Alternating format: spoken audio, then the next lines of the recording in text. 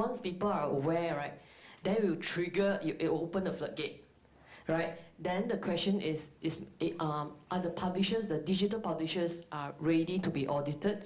How much does it cost? What are the metrics? Then we can look at the one done by MRC or UK. But fundamentally are the digital publishers ready to be audited, and who can assist us in this? So actually the question is to ComScore. How can you help us? The advertiser level, the publishers don't have a choice, right? They put the tag on there and it gets done. I've been talking in Malaysia for 3 years on viewability, on all of this stuff. And often, if I talk to a brand, it will be, wait, let me call my agency in. And then, oh, let's trial something. And then we try something, and it comes out, and the agencies will really don't want to show the results. Because, like I said before earlier, when they show the results, you know, the brand agencies, the brands start to get kind of really upset and worried and all this stuff. Is digital the right thing? You know, and pulling back money, right? So that's and we've been talking for 3 years, and to brands in Malaysia, and the first step is always the agencies. Yeah, there's the comprehension of what's happening and the difficulty of this digital landscape. They pass it off to the agencies. Right? One way that at least Heather brought up a very good, interesting way to approach this. Instead of making it public, we can work with digital publishers and do the audit, but it's a closed grouped review of the results. It's for the publishers to learn, to benchmark, rather to open it up to the wild. You get what I mean? Yeah, in the beginning. Yeah, so it's like by stages. Yeah. I think perhaps that may work better than just doing it all at one go. Yeah, in the US, it's the 3MS, which was done. So it's Sorry. Yeah, so the US had a study when viewability just came out a couple years ago. They had a committee called 3MS, and they had a consultant. Agencies were there, publishers were there, ad technology companies were there. And they came up with a methodology. It was a closed beta or alpha, really, and the results were only available to whomever participated. And the results were shared to the clients, because obviously we need clients' campaign to do these testing, right? I think, you know, everything, yes, it starts at the agency, but it also starts with the client. Because ultimately the clients are the ones that are funding this. But clients need to be enlightened enough to be able to accept an added metric, right? They cannot just say, I expect this to be the same as before. That is the biggest challenge, getting traditional senior client people to accept that we need to stop, look at it from this angle and then move on, as opposed to just keep saying it's got to be comparable with what we already do. Right. And I think because we're further down the track, I mean, some of us have been doing this story for 20 years, and it's like, 20 years, are we still saying this? But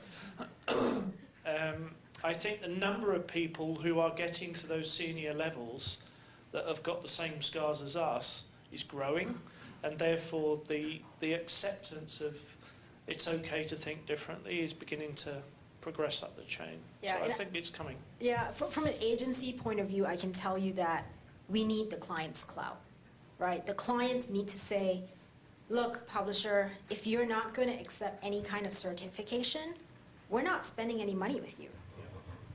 Period. When Google started their Google Ad Network in the US, they were not accepting third-party advertising. That was ridiculous. Everyone accepted third-party advertising. And so what the clients did was, we're not buying Google. And so their business went nowhere.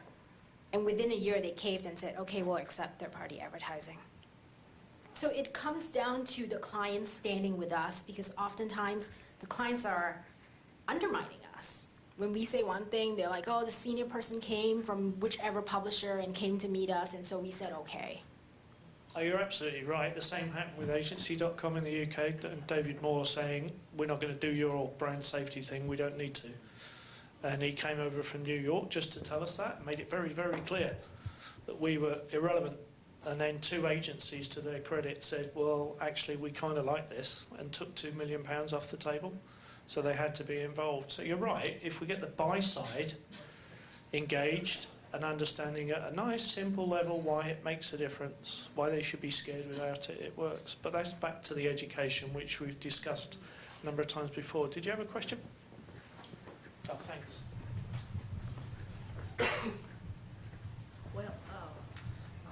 Well, thank you so much for such a wonderful topics. I must say we're really impressed.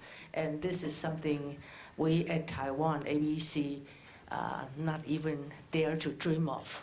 Okay, the reason I say that is, like yesterday I mentioned about Taiwan ABC, probably is the one, or maybe the only one among our ABC delegates who is facing the most difficult for auditing business development, okay? And now we have back to the fundamental, which is education. What kind of education that we can offer to our counterparts, our agency counterparts, I mean media agency counterpart, and our advertisers counterpart, because we are facing a lot of difficulty or challenges, but this digital media development gives us an opportunity to survive through, or maybe to grow.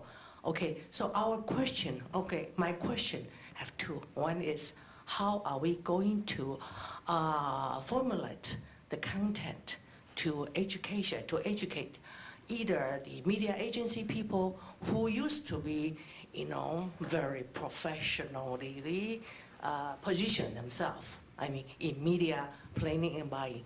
And the other is how to help our advertisers to provide the right content for educational purpose. That would be the ABC Taiwan that we are looking for. Because right now, all the advertisers and agency people, they are looking for interactive advertising objective, interactive. They want to have response. They don't want to have just the one-way advertising purpose.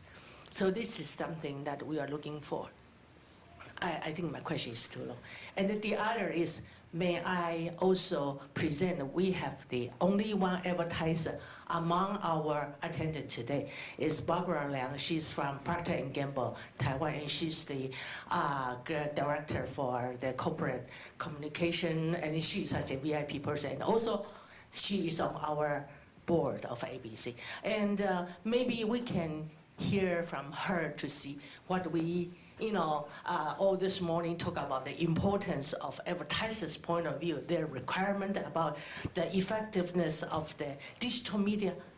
What should we do, ABC in Taiwan, to help you to achieve your goal? Maybe we should give a couple of minutes to Barbara to say something. I think you can either take that now, Barbara, if you want, or we've also got this afternoon as well with the members of the IFABC. So say what you feel like saying now, but we can build on it later on when you don't have these guys listening. Yeah, I did hear a lot of different perspectives. All of them are very helpful for me as an advertiser in Taiwan. And Taiwan, I think, in a very special position of Asia Pacific, like P&G Taiwan is actually very ahead of so-called digital versus TV. Right now, we are actually spending half of our media investment in digital already. So that's very ahead of all other P&G market in Asia already. But we are also facing the challenge that what you have saying that agency, should we integrate agency or should we use one agency for everything? We are still in the journey of finding out of that.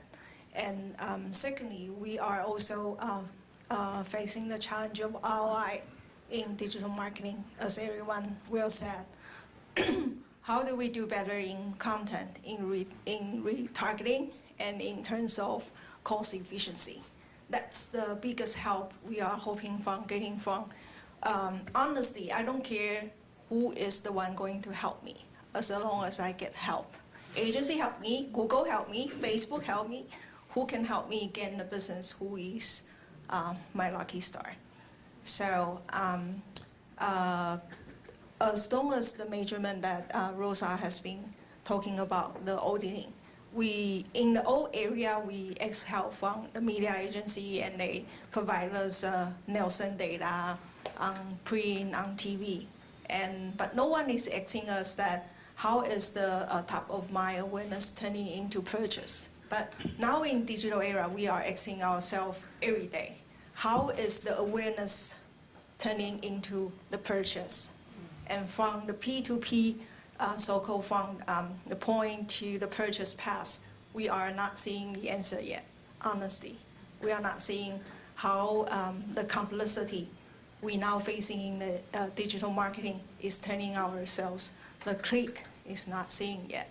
So that's also one thing we are looking for. Perhaps that ABC can help us fighting the root cause that, and I think the Richard's point, I also agree a lot. From advertiser point, we want very simple solutions because we got 100 lot of things to worry about other than digital marketing. So help us find very easy solution. That would be what I can say for the answers. But the digital is not the future. It's already now. Mobile is already now, not the future. And the agencies help. Thank you. Brilliant. Thank you very much. So keep it simple and help you. I mean, the ABC is the thing. The role of ABC is not necessary to get it, because it starts to be a vendor tech solution or an attribution model or some kind of something to pull this stuff in to give you what you want from an ROI, right? ABC is certification and getting the right partners and making sure they're valid partners, right? That's sort of what I sort of think. From an education perspective, there's no course for this anywhere. There are multimedia courses teach you how to code and program and other stuff, but they're sorry, no university graduate degree. I'm sorry, Rosa, but I've got to step in there because essentially everything we talked about today, we have a lesson on, or a number of lessons on, and in fact we're about to launch. The first online-only diploma in digital marketing. So it's a proper qualification. So yeah. A diploma, all right, and a certificate and a degree. But educating the older people, the decision makers, they're not going to sit in a course. Yeah. All right. I think we shouldn't prejudge that. I think there are different people doing courses in different ways. Different ways, evangelizing, all that stuff. Yeah, there's a whole. But we had a client, a bunch of brands in a room in Hong Kong recently, and I mean, one of the things is they're inundated with data, DMPs, all this stuff, and I always. Back to your point about data, it's too much data, it's just useless, it doesn't really do anything. I always tell these brands in general, like, marketing 101, branding 101, what are you looking for? What are you trying to do? Okay, so everyone's had that degree in communications and marketing, and it's branding 101, it's reach, frequency, all that stuff. Okay, anything new, how does that apply to that? How does it add on or enhance things that you have known, have studied for doing 20 years of branding and marketing? How does that fit into this? If it doesn't fit in, then push it away. All right. If it does, or if someone says, "Oh, there's this new bright shiny thing that's coming," a big DMP that tells you data about everyone. Well, how does that tell me data about my consumers and when they buy? Tell me simply why it makes a difference. Yeah, I mean, I'm going to have to say this again, Joe. That's exactly what we do. And in terms of the older people using it, I wasn't trying to just plug our product, but that's the reason why we exist. So we are McDonald's global digital training provider.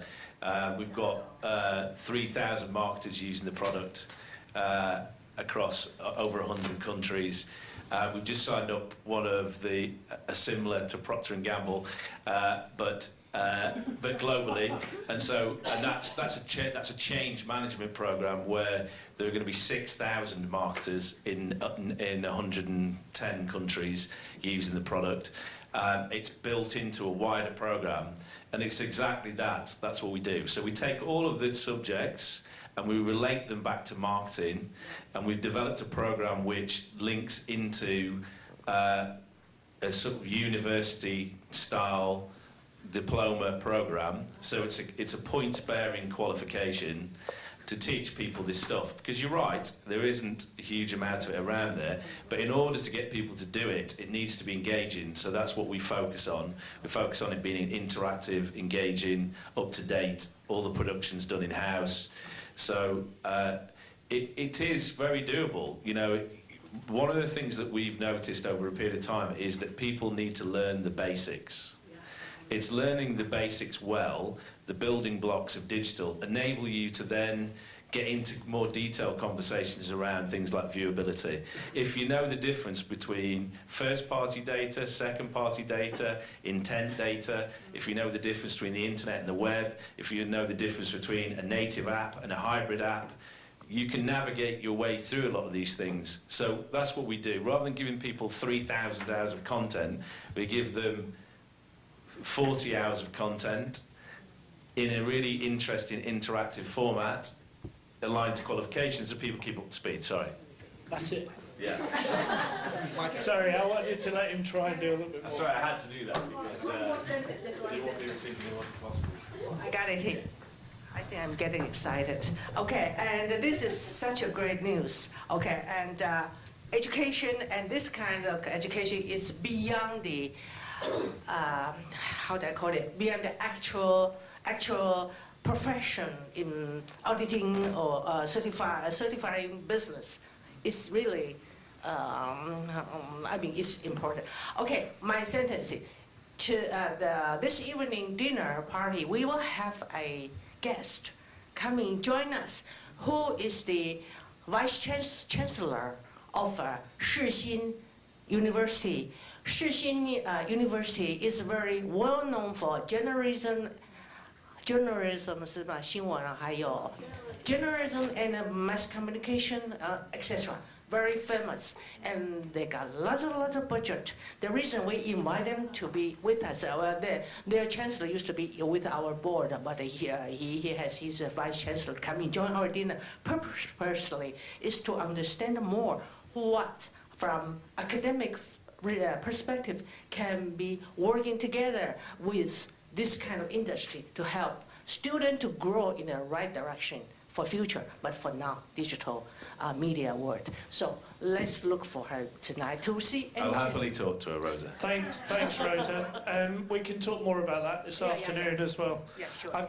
Just to close it, because we're out of time, I want one final question.